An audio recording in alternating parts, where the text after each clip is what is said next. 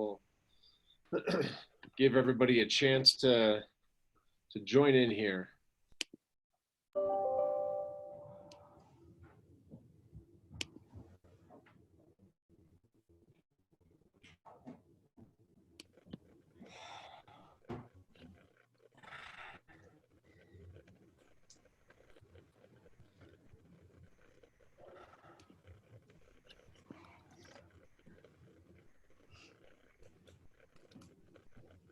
All right, as our attendee count is rising, thanks for joining us here today. We'll give it just a few more seconds to make sure we have everybody online.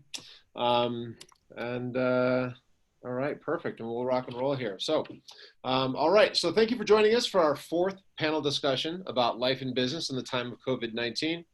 By many accounts, it looks like we're going to be coming out of our lockdowns and getting back to business, albeit not as usual.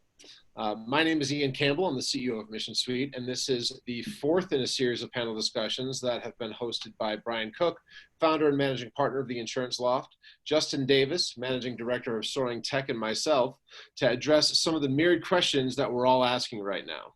While Brian, Justin, and I were discussing the current crisis, we decided that instead of trying to come up with our own conclusions based on what we're hearing in the media, it might be helpful to gather some people who actually know what they're talking about to answer some of the more specific questions that we all have and hopefully gain some clarity around some of the important topics at hand. This panel will be focused around answering your questions about what's next for our businesses and jobs as we start to phase back into our normal working lives. Our goal in assembling the panelists for today is to bring together some of the key figures that you would have on an advisory board to answer some of the questions you have in moving forward and coming out of this pandemic. And as such, I'm excited to introduce our panel. Starting with Dave Johnson. Dave is the managing partner of C-Squared Solutions. His industry experience includes software, manufacturing, engineering, construction, education, professional service, and nonprofit organizations. He's held the positions of CEO, COO, CFO, and board director in publicly owned, private equity-backed, and privately owned businesses, and has 20 years of CEO experience, including 11 as a public company CEO.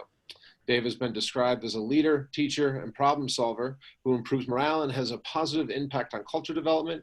He was part of the founding team at Sprint, a team leader in 2 companies from early stage through IPO, and provided senior management in the turnaround of Sodak Gaming and Evolving Systems, where shareholder value increased over $1.5 billion.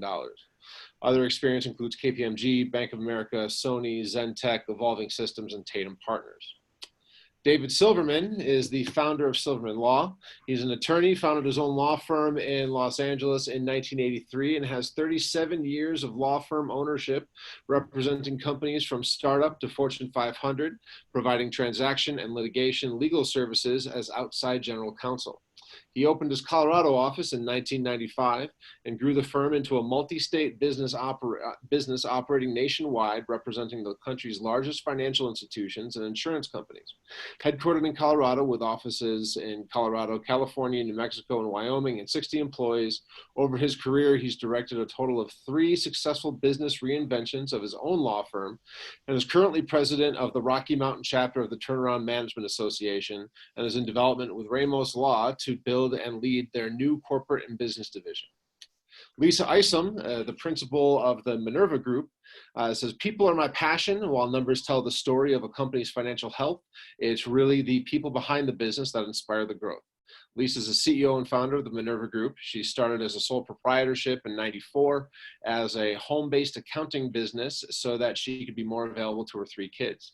In 2011, she launched the business under the Minerva Group, the name being a childhood nickname from her uncle. She's a native Coloradan and enjoys many outdoor activities that Colorado has to offer. And her degree is from Colorado State University with a Bachelor of Science in Accounting. Now that only one of her kids is still in the home, she's able to focus more on the business and grow it significantly over the last few years with remote staff in Colorado and Texas, as well as clients all over the US. And Leon Cerna, founder of the HR Advantage Group, is a highly skilled human resources professional with 20 years of experience in strategic management, employee relations, talent acquisitions, and training and development. Leon has a remarkable blend of both private and public sector experience. He has held leadership roles in Fortune 15 and 300 companies and served in the public sector as a chief HR executive working in education. His exceptional skills have been sought after by a variety of councils, commissions, and committees, including Leadership Denver, a top-notch civic program sponsored by the Denver Metro Chamber of Commerce. He and his team provide human resources coaching, consulting, and training services to organizations in the public sector, nonprofit, and many organizations within the private sector, from large to small businesses throughout the Denver metro area and beyond. So in short, our team has game.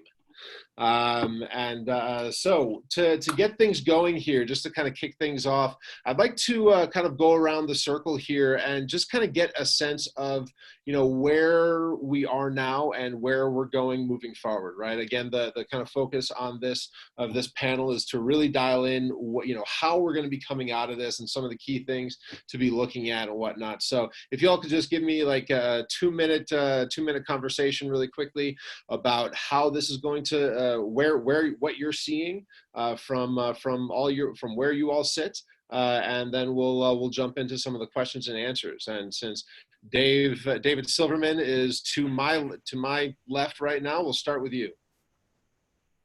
Good afternoon, everybody. Hope everyone's doing well and about starting to reopen. This is going to go slower than we all want it to go, but it is going. And we are going to have an opportunity now to start doing some business. The governor's order should be read by everybody. Just go onto the site, take a look at it. It'll tell you what you are allowed to do and what you're not allowed to do. The great confusion is going to come between the contravening orders between the state and the local municipalities. So check your county department, your county level as well. Your county level can propose and get authorization for lesser restrictive obligations than the state, but they need to be approved by the state. So the trick here, and then of course there is the state agencies, for example, DORA, Department, Office of Regulatory Agencies, they're all going to have their own rules and regulations as well. So the best advice that I can give you is don't listen to your neighbors, don't listen to your friends, go right to the source, go onto the state's website, go onto the state health department website, go onto your county websites, and go on to your agency regulation websites. And that's where you will find out the rules that you can follow. Excellent. Thank you, David. Leon, from your perspective, what are we looking at here? Yeah, I agree with David. There's no matter what the state has, there's a lot of the local municipalities you have to take into consideration. But I think it's important you go at your own pace. Every business will be coming at it from a different approach, and depends on what line of work you might be in. You might go faster, but this might be a time when going slower can make a big difference, because there's a lot of factors you have to take into consideration, which of course, coming from the HR world, your employees. If you want to have successful launch back into opening up your business, if you can keep some of your people at home, and it makes sense for you to do so for the safety of them and their own peace of mind, and you can still operate effectively, then determine how to do that accordingly. So it's going to be a lot of balancing, a lot of patience needs to be exercised to make sure you can get up and running and be successful. Excellent, thank you. Lisa, you're next.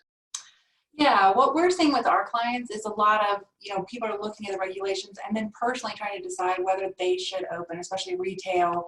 They're really struggling with that.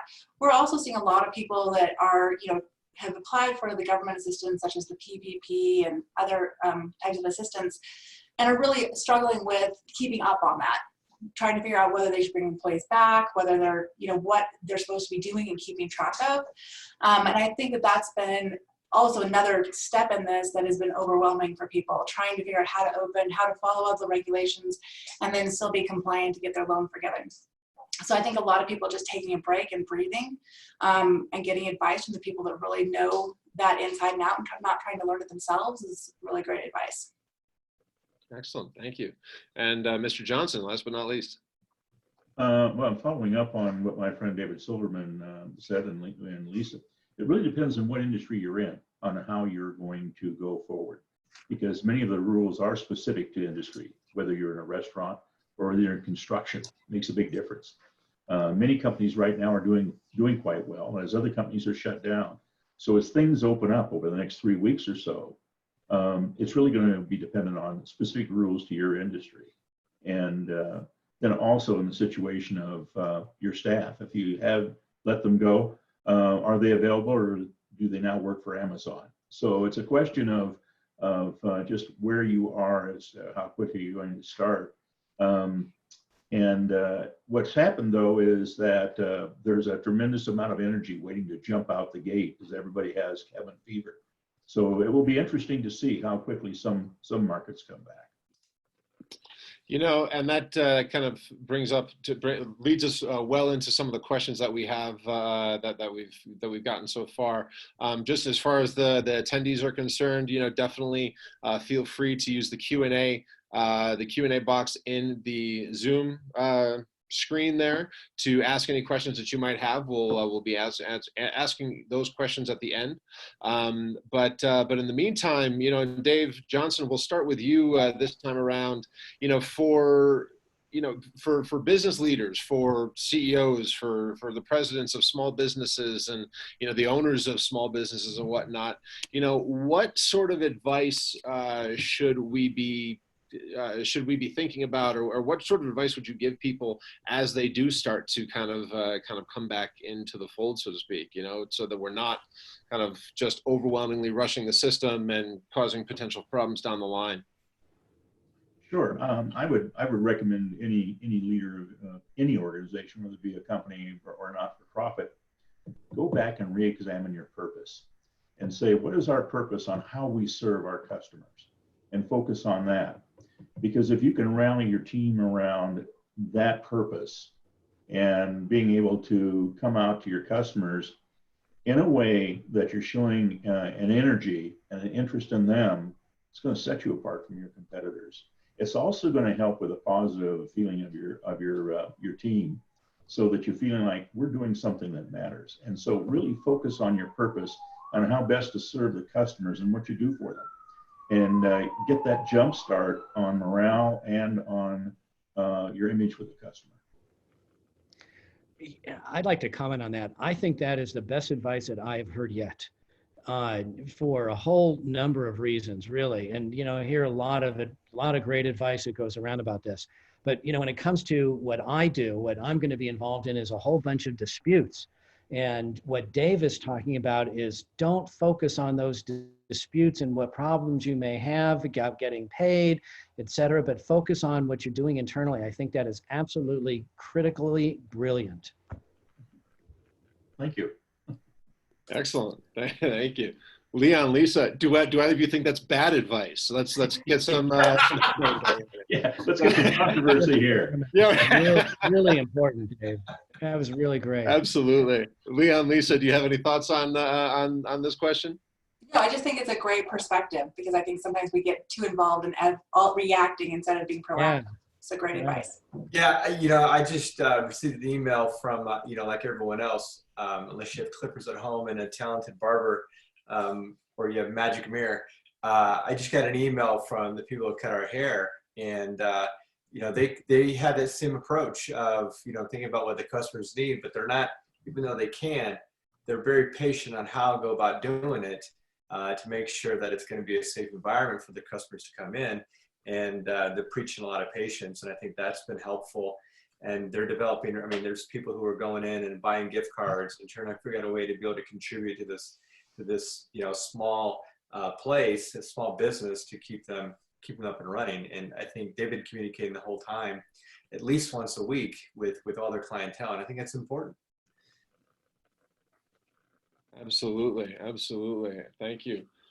So as far as bringing people back into work, you know, Leon, you touched on this a little bit, so I think we'll start with you and then open it up to the rest of the folks here.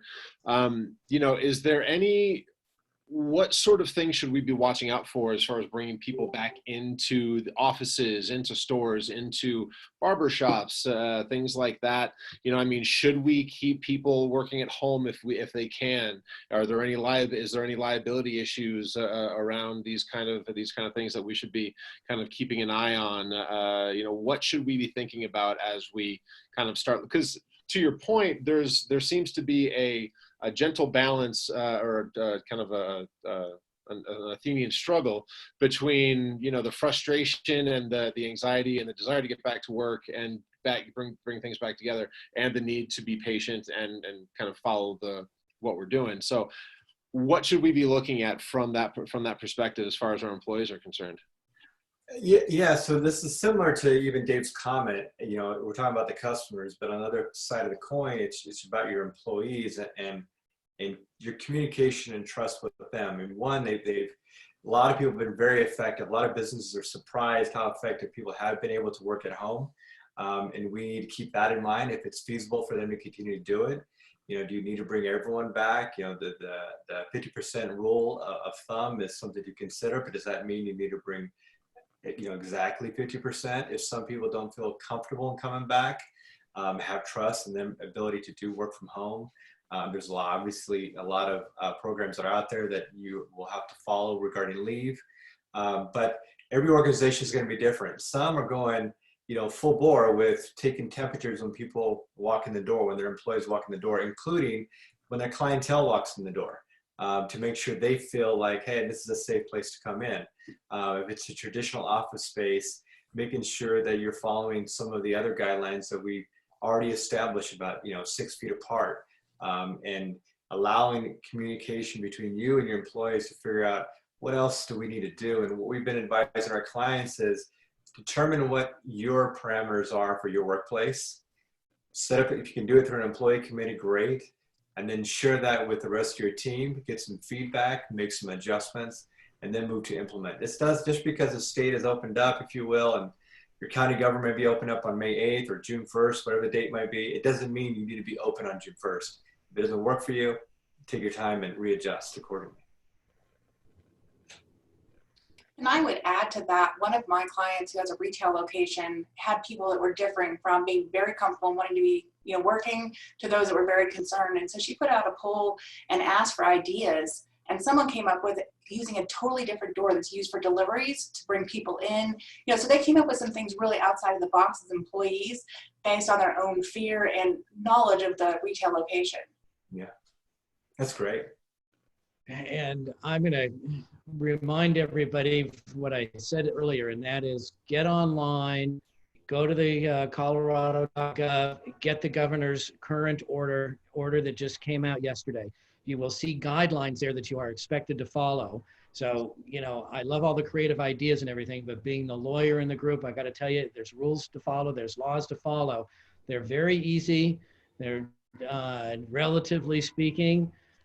They give, for example, definition of vulnerable individuals. So you want to make sure those are treated properly. The Colorado Civil Rights Division is being involved in this to make sure there's no discrimination. But please, please check the rules as your businesses open up. Make sure that they are in compliance with those rules. The order is only 6 pages, and it's absolutely worth having around, and it will give everybody a great deal of comfort knowing that you're all operating from the same set of rules, and it will eliminate all of the rumors. We can do this, we can't do that. Just look at the rule, and that will eliminate that from any kind of controversy inside the office, because that really is the last thing you need now is controversy inside the office. Yeah, I mean, I agree, David. I think it's a good point. The one caveat is there are some employers who want to go a step further beyond what the parameters are laid out by the governor. And they have the flexibility to do that if that's what they choose to do, and that's what their employees are asking them to do. Okay, could you explain that further? They have the ability to go beyond the... like, for instance, if they don't want to open up the doors, they don't have to open up the doors okay. for their business. If they want to, if they're going to require other employees or people are coming in their establishment to wear a mask, or they're using a face shield, you know, they can go beyond what it's being said. Yes. Oh, they can. Oh, right. So they can have stricter rules. Oh, Yeah, absolutely. absolutely. Right. Oh, yeah. You can have stricter rules. Excellent. Thank you. So, thinking through financially, and Lisa and Dave, I want to kind of start with you two, but thinking through financially, how does something of this magnitude change the landscape of goal setting for your financial goal setting for your business, planning for your cash flow, things like that? I mean, there's a huge impact, obviously, but I guess from where you're sitting, and Lisa, we'll start with you. How does something like this really change what we're seeing and where we're going to be going? So we have really pushed our clients to focus a lot on cash flow, a lot on projecting worst case and best case scenarios, so that they can make better decisions, and then really taking the time to track their financials a lot closer than they normally have been. Because in a week, a new guidance or a new program can come out that can totally change it again. So we're putting all of those pieces together between the different government assistance programs out there, and then just monitoring key performance indicators that they've already had in place and adding a few new ones to them so that they can really react and change what they're doing if they need to, whether it's layoffs, whether it's trying to be more proactive with their accounts receivable, their clients that owe them money, all those type of things, or just making major decisions. Some of our clients have been in business for a very long time and have been thinking about closing their business or selling and things like that. And this is also a good time for them to decide if they want to change that time frame. Yeah, to follow on from what Lisa said, we're recommending people and actually helping people put them together 26-week cash flow forecast in detail. So that is, there's cash flow forecast for each week for 26 weeks, which is 6 months. And what we've been doing is helping them figure out how best to use the PPP funds that they've gotten. And should they be trying to use them over the next 8 weeks since they become funded? Or should some of that be used at a slower rate because that's what it looks like the business needs to survive? And it would avoid, in many cases, of bringing all the employees back, paying for 8 weeks, and turn around and laying them off again, which greatly erodes trust and really hurts your employee base badly. And so by going through that, we help them with the scenarios that they could look at to say, how fast can we afford to start up again? And at what rate? And then it helps them through those assumptions as to, well, gosh, we got a new normal, not sure what's going on there. So what if our customers don't buy the way they used to? How would we manage that and be able to keep that working properly? And so the end result is by going through and running some of those scenarios, helps them figure out how to best use their cash. And as Lisa had mentioned, cash is the lifeblood of all businesses, and therefore, how can you best manage that cash so you get back up to full speed in the new normal, whatever that might be. Dave, I'm so glad you brought up the PPP, going ahead and looking at not getting it all forgiven, because I think a lot of businesses just assume that's what their goal was, and it's not always the best route to go. Yeah, I think you're right, Lisa. And what happens with it is that people have to realize that the PPP program was designed to maximize paychecks to people, not to rescue businesses. Now you have latitude on how to use that money, and some of it could wind up becoming a 2-year loan that's not forgiven. It's at 1%, but it doesn't have to be personally guaranteed. But you have to be mindful, and I would defer to David Silverman on this, but you have to be mindful that you're not doing anything that's fraudulent.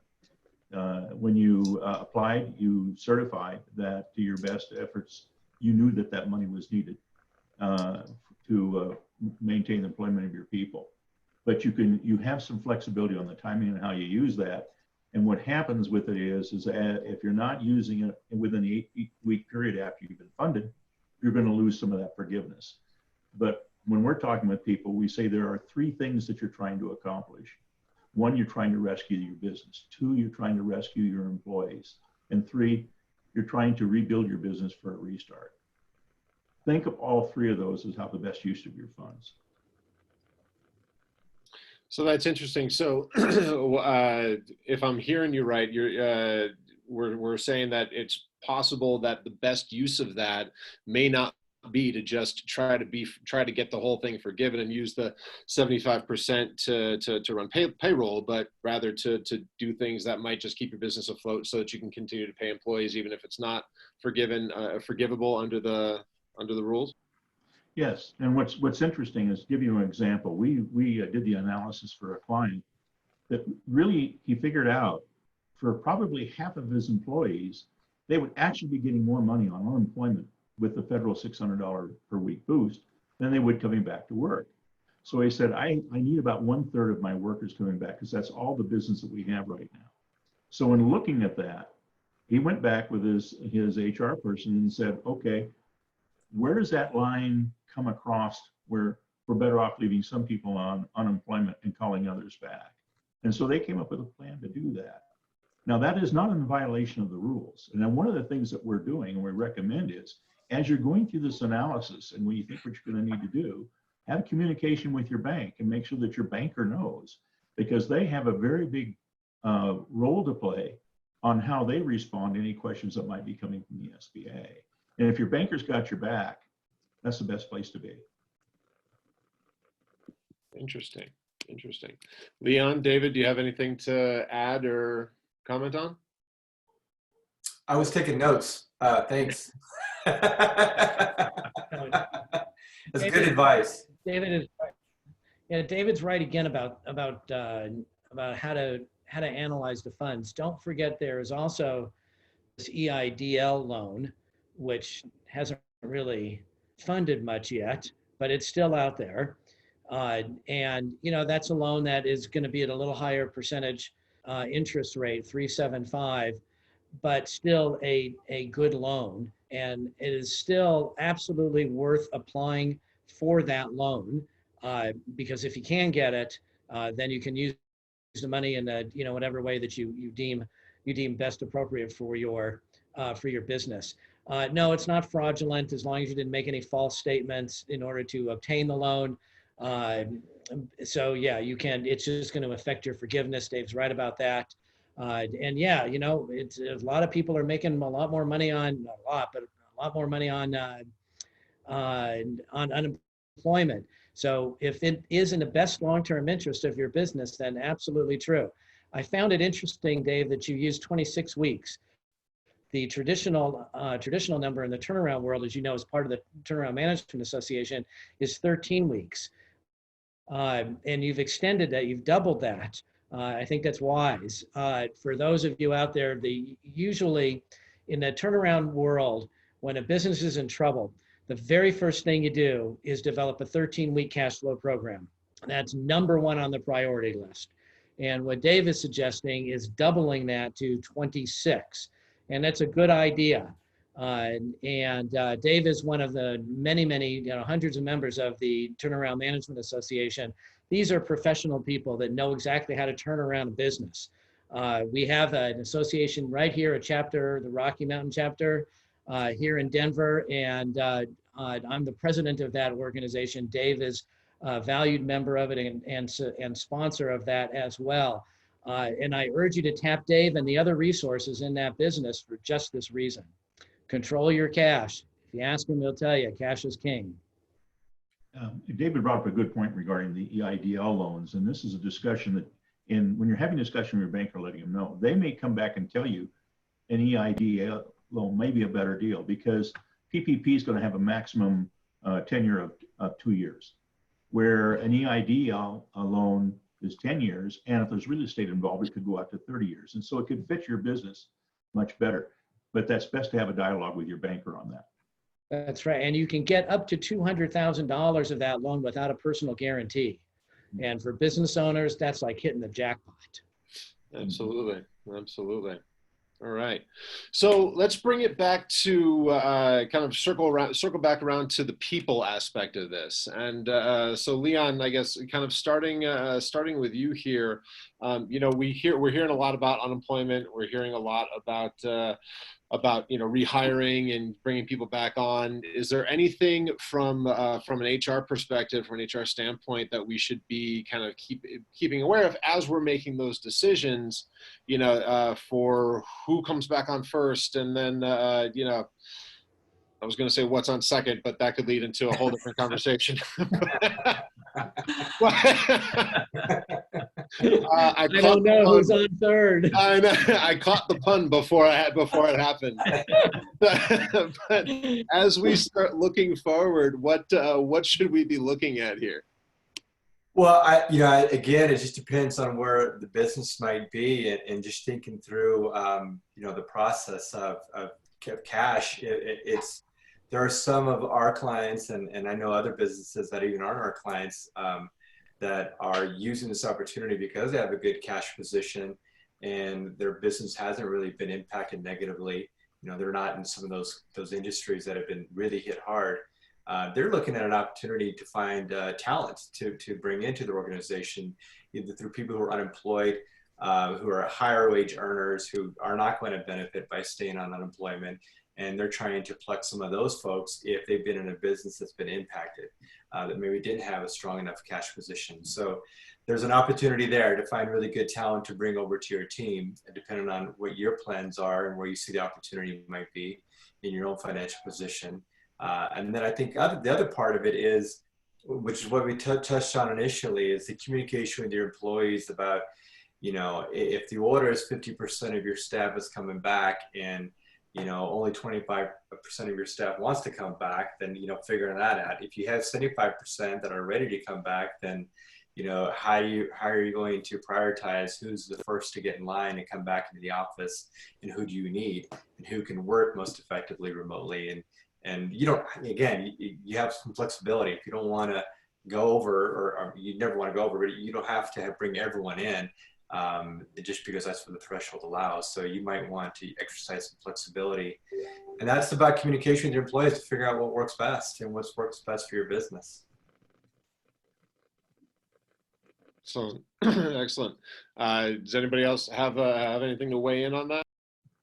I would just second what Leon said. I know we have a couple clients who've had a hard time finding some key employees, and they have been using this opportunity, and a couple have landed some really good employees that they normally, wouldn't have been able to find. So taking advantage of what they can right now. Yeah, that's a good point. I've heard about that too. That to build on that opportunity, there's also potential opportunities for mergers and acquisitions now.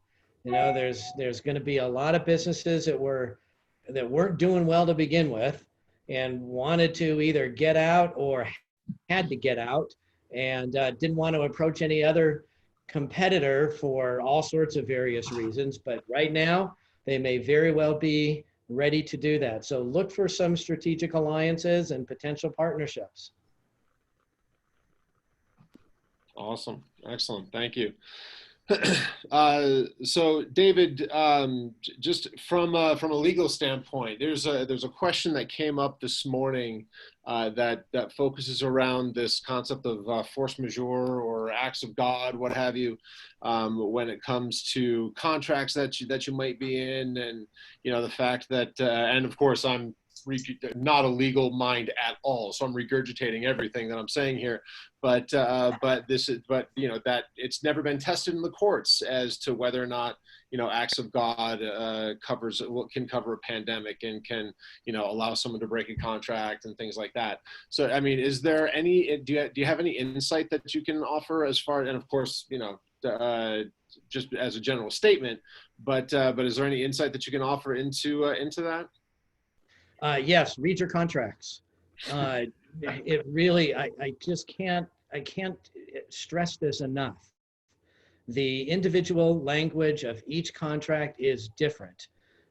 So you've got to look at it. Even a force majeure contract, which is now under these circumstances being redefined as or questioned as, is the coronavirus really or is the circumstances we're under really a force majeure, or is it a forced government? It's a question that somebody's going to have to answer. A lot of judges may have to answer that. But force majeure is not a standard clause. It's a standard inclusion, and all the provisions in every agreement are all going to differ. They may only cover one party, believe it or not. They may be time limited, believe it or not. They may very well define what constitutes a force majeure and what does not constitute a force majeure, an act of God. An act of God here is different than an act of God somewhere else. We expect snowstorms. They don't in Arizona, just as, you know, an extreme example. So it is, and there are notice provisions in a lot of these as well, such that if an event, a force majeure event happens and you want performance excuse, you're going to have to give notice. And maybe there's an opportunity to cure, and maybe there's an obligation to try something different, an alternative. In other words, don't listen to your neighbor that said, hey, I got a force majeure in my contract, I got out of it. You know, it's just nonsense. Okay, their circumstance is going to be different from yours. So it's critical to pull these out and pull out your contracts. Now, your contracts, your lease agreements in particular, may not have a force majeure agreement provision in it. Now, it doesn't necessarily mean that you're out of options. There are other legal defenses that may be available to you. Impossibility of performance is one. Under the circumstances, I couldn't perform because it was impossible. Now, this is going to be a factually dependent question. It's going to be unique to every circumstance. So there's another legal theory that might be applicable. Here's the third one, purpose. You know, the simple example is, gee, if I had a contract to buy a horse and the horse got shot, well, then, you know, can't buy the horse. Got it. Frustration of purpose. So yeah, it may fall under your circumstance as well. And again, that's going to be very factually dependent on each individual circumstance. My suggestion is that, and everyone's going to run into these performance disputes.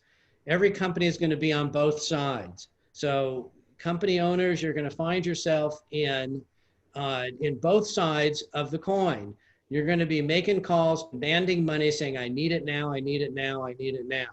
Then you're going to be on the other end of the phone when someone calls you and makes the same demand upon you. My suggestion to you all is to make these calls mutual initial conversations about status. Where are you? Recognize the problem. What's your plan going forward? And develop these relationships with your co-owners, with owners of other businesses. This is the time to build these relationships and take advantage of this communication. And try not to do this right away, because that's not going to get you anywhere except in a court. And then I'm the only one that makes money on that, and that's just not for you. So really, I urge you to exercise as much discipline as you can, create dispute resolution processes with your vendors, with your customers. And just like we're all in this together now, we're going to be all in this together for a long time, including those relationships, those customers and vendors. Excellent. Anybody have anything to add on that subject? Yeah, I'd like to address what David said regarding know what your intentions are with your customers and know what your intentions are with your suppliers. As part of that 26-week cash forecast that we recommend is done, we recommend that you look at each of your customers and have an idea of, you know, what are they going to buy and at what rate, but also how quickly are they going to pay. Be able to look at who are you going to need to work with and who can you push. Then you're going to do the same thing with your vendors. Who's going to work with you and who's likely not, and be able to look at that. And what you're going to do is you're going to handicap your cash flow. You're going to be able to know, okay, I can probably collect this week, but I might have to pay out this also this week, and be able to look at that. And so what happens with it, as David said, be able to reach out to your customers and let people know, you know, how you're going to need to work with them in advance, and be able to do that to your vendors as well. So as David said, you know, set expectations and head off the disputes before they happen, if you possibly can. Now, you may well be wrong on who's going to play and who's not, but that's running a business. Excellent. Well, thank you. I appreciate that insight. And so so the next question is really for everybody. And Lisa, you just transported yourself into a seemingly much nicer place. So we'll start with you this time to bring you back to Colorado really quick. Oh, darn it. Yeah. So obviously this is impossible to prepare for, right? I mean, this kind of a thing was impossible to prepare for. And, you know, we're being warned now that you know, as we bring people back to work and as we go back to work, that there's a potential for a second wave, and we may have to see something like this happen again for a period of time as well. Regardless of whether or not that happens, hopefully we you know, execute this flawlessly, but you know, we're human, and that's the chances of that are pretty slim. So the question is, you know, from each of your particular specialties, and again, Lisa, we'll start with you. What can we do to prepare for this, knowing that, you know, we're being warned that it's likely that it's going to happen again? Yeah, I think that's still building on, you know, things that Dave and I've already talked about, you know, the cash flow, the relationships with your vendors, your customers, and really a lot of our dialogue, especially mine as the principal, the last few weeks has been, you know, picking up the phone or getting those phone calls with people and them saying, this is my industry. What do I do with my industry, with what's happening? And, you know, us continuing to pick up the phone with those people when this is changing, so that we can help them be really more prepared, whether it's through cash flow, whether it's through the advice we've already been getting them, or as they're opening, you know, continuing to talk to them about how things are going. And do they still need to make changes based on what they're seeing with sales, what they're seeing with their employees? You know, how are things going, and do we need to change things based on, you know, how this is going to play out for them? For example, my retail location, they were planning on opening as soon as they were able to, and have now decided that they are going to redo their online presence and really push that further with being able to pick up. So that totally changes what our projections were for sales. And so staying on top of those things with them, and as this keeps going on, just getting in those habits of looking at the cash flow and looking at the things that we've been recommending, and not getting lackadaisical about it, because I think that's going to be something so easy to do. Excellent. Leon, let's move over to you. Was that, were you going to follow what she just said? Yeah, no. So the question is from your particular specialty. You know, obviously we can't do anything. We couldn't have been prepared for this, but we're being warned that there might be a second wave coming.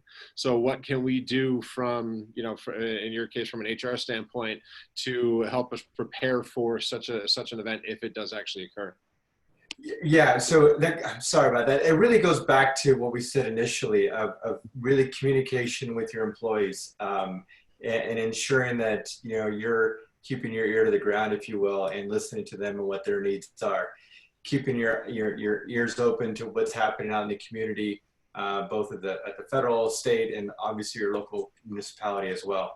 And if you do need to make an adjustment, hopefully one of the things that we've been able to gather since this recent storm hit us is what it takes to more quickly pivot back to a remote workforce if needed, and how fast we can do that. I think now, with a lot of the technology moves that a lot of organizations have done, that it should be fairly quickly, it should be able to happen fairly quickly for people to be able to move back to remote if need be.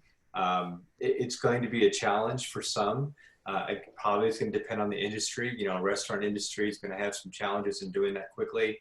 They're going to face some additional challenges with, you know, they just brought people back. Next thing you know, they have to send people back home.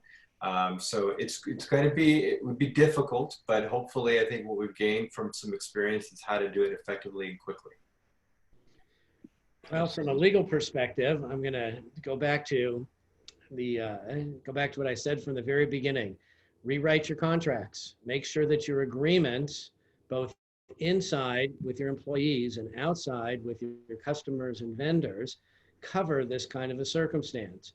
So you can always amend your agreements now to say things like, in the event there is another safe at home order turns into a stay at home order, then performance will be delayed by, or payment will be delayed by, et cetera. In your employee handbooks, you can start asking people whether or not they have the ability to stay at home. I'm sorry, to work at home, what their childcare situations are, and start planning for that as well. And in connection with that, I would go right to the governor's order that addresses all of those issues. Excellent. Yeah, just to follow up with what David just said, the governor's site, it's pretty good, and it has some detailed language there, even how to address some employee issues and with your workforce, and how to manage it both from the customer or typical retail environment, but your office setting, what you're able to do. There's good guidance there. There's a lot of guidance out there, of course, now, but that will really help reflect what is happening here in Colorado. Yeah, as far from the standpoint of a business owner, and I have two businesses in totally different industries, and so two totally different outlooks. Our consulting firm, C-Squared Solutions, is doing very well. We're actually bringing in new clients.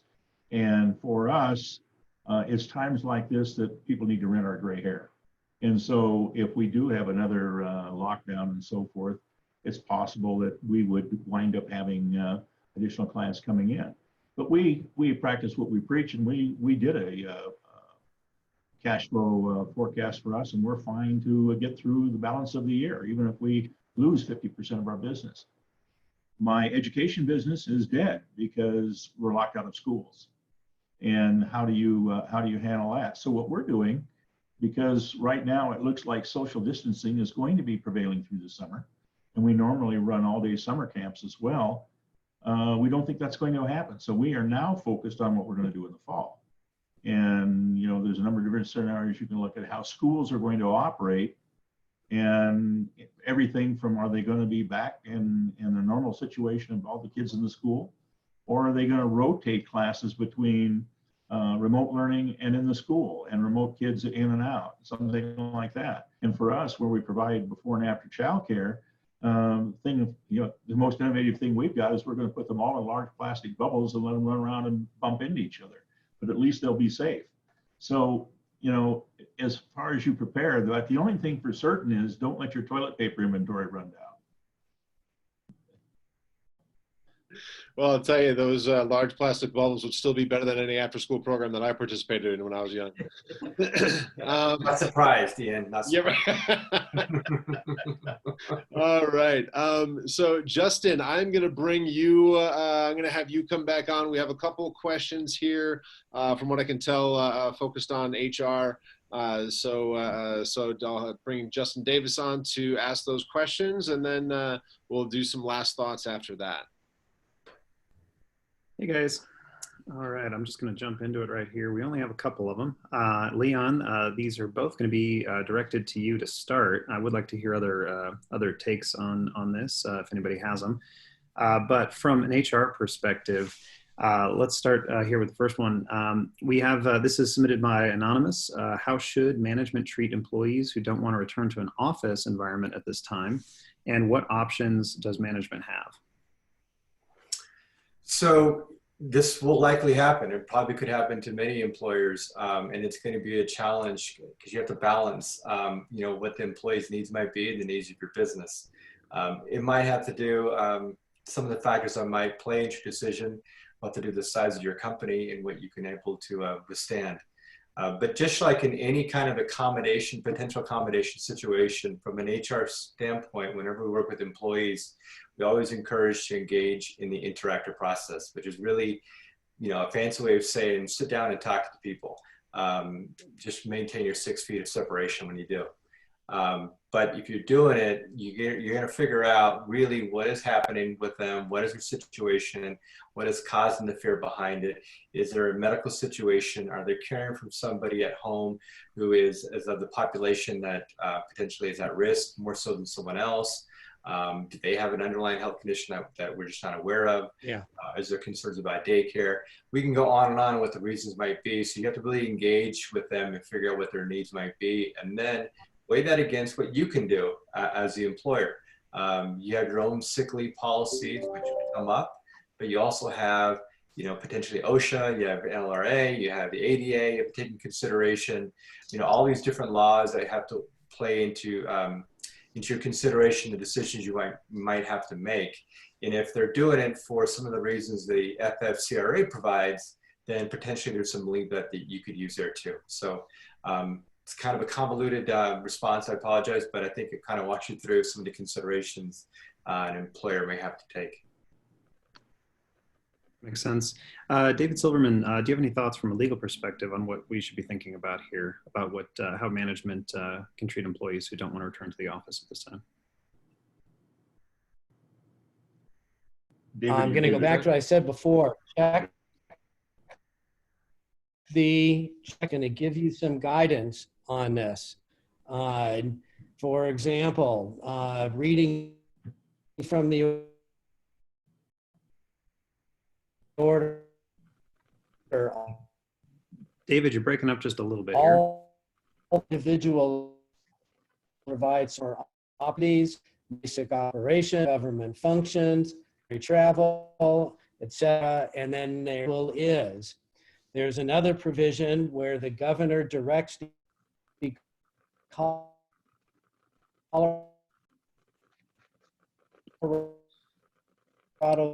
Civil Rights Divisions, again, pull out that order that you printed out and let everybody take a look at it and reference back to it as you, and then make your rules around those rules that the governor's ordered, because that's what the law is that you have to follow.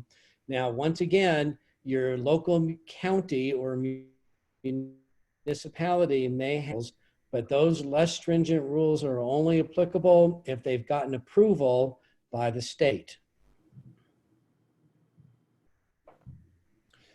Okay, fair enough. For me, you were appearing to break up just a little bit there. I don't know if I was the only one experiencing that. I did as well, but I think David, what he was referring to is the governor's website that talks through some specific language that you should follow, and I would definitely echo that.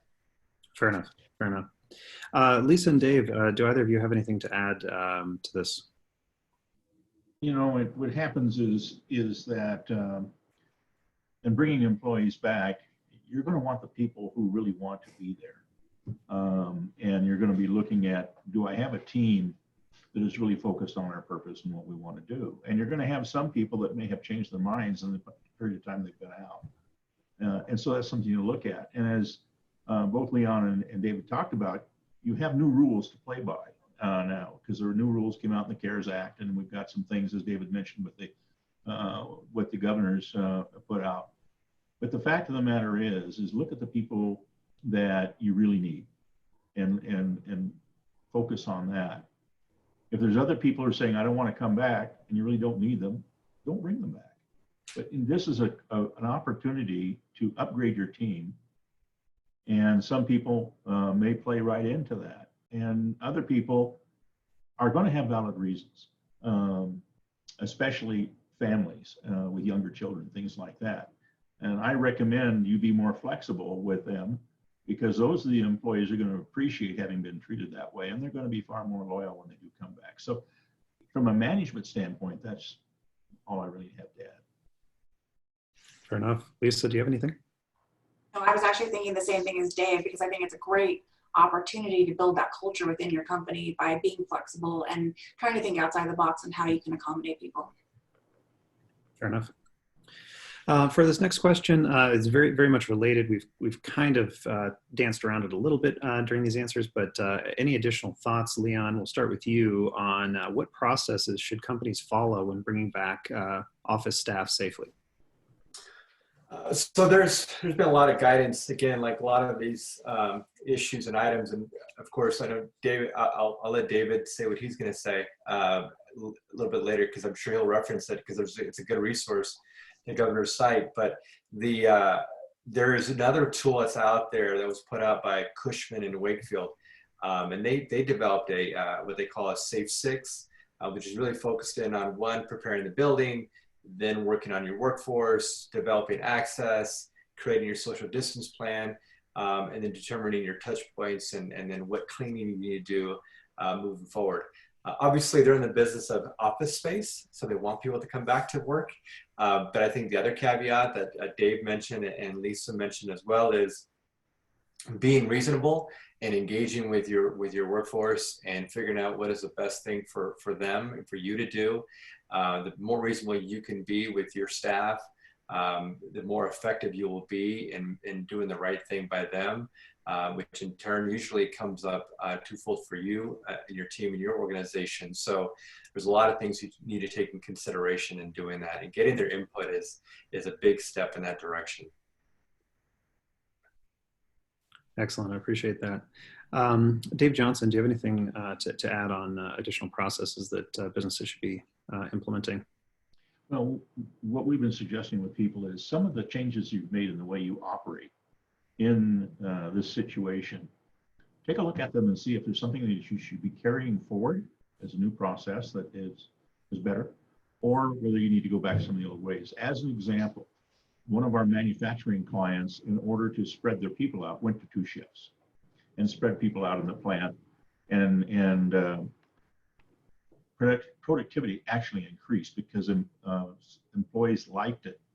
And so that's something that they're going to carry on when they're back up to full speed.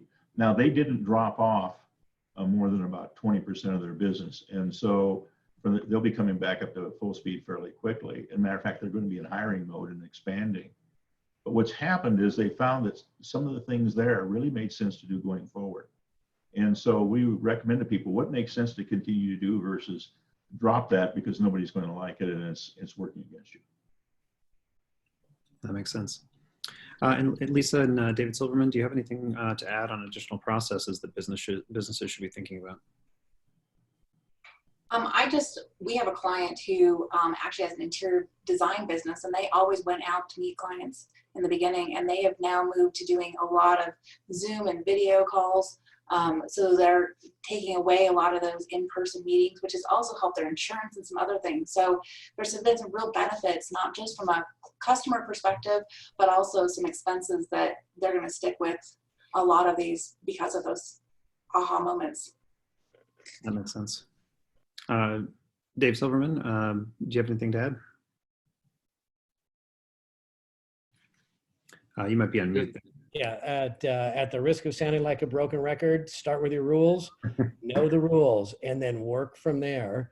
I love the idea about asking the employees, and I think that's really terrific because then you can make the rules more strict if you want to. I think that's really great, but just know the rules. That way you protect yourself from any liability. Yep, that makes perfect sense. Well, I'm going to hand it back to Ian. Thank you very much for your time. Excellent. Thanks, Justin. And now we're right about an hour here, right about 3 o'clock. So we'll wrap up here this afternoon with just some final thoughts from everybody here. So what would you like to leave the attendees of the panel with here? Just last thoughts. Leon, we'll start with you. I think sort of what I started with. I think it's important. We're all moving from this state of isolation, and there's some eagerness and anxiousness to get back. Likewise, it's going to be an adjustment for folks who are maybe leaving family if they need to, or just going from being in their home space in that short commute to all of a sudden going back into the workplace. And so I think you have to be mindful of that. Don't worry about, even though we had to flip the switch off so quickly, we don't have to flip the switch on really fast.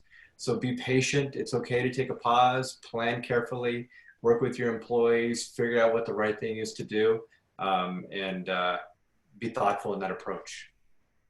Excellent. Lisa, we'll move down to you.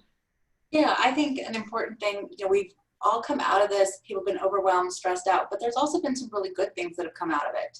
And so I think really taking notice of those things that have been positive, not necessarily all for your company, but for others that you've seen, some new attitudes and abilities. I think a lot of my clients thought that a cash flow statement was going to be something that was too much for them, and yet now they're enjoying it and really seeing the benefit of it. So keeping in mind the things that have been positive to come out of this. I think is really important. Awesome. Dave Johnson. The key thing is keep the faith. Keep the faith in yourself. Work on your resolve to really focus on what makes sense and what matters and what you do. I think that's going to help keep you focused. I think it's going to help you keep your teams focused if you have employees, and be able to move things forward. But in a situation like this, since nobody knows what the new normal is, the resolve to say, we're going to make our way through this. And I talk about resolve rather than hope. Resolve is related to a plan, where hope is a dream. Excellent. And David Silverman, final thoughts. Go back to my broken record. Read the rules, read your contracts. Those are the most important things to do. And I love everybody else's advice. Really, there's going to be a lot of good stuff that's going to come out of this. And one of these days, you're going to look back after you've overcome this and you've built your business and it's better than ever. And you're just going to be so proud of not just yourself, but of everybody that worked to overcome this challenge and really build a great business. Awesome. Excellent. Well, thank you very much. I appreciate it. Lisa Isom, Dave Johnson, Leon Cerna, David Silverman, thank you all so much for joining us here today. This recording will be, we did record this and it's going to be, it'll be up on YouTube for people to see as well. So, but yeah, and if you have any questions, as you're watching this in the future, definitely share them in the comments of any of our chats here, and we'll try and get them answered for you. And in the meantime, I'm going to say once again, thank you so much. It was great to have you on board here, and we look forward to hearing more from you once we get to actually meet in person again. Thank you. Have a great afternoon, everyone. Take care, everyone. Thanks Bye-bye. so much. Cheers.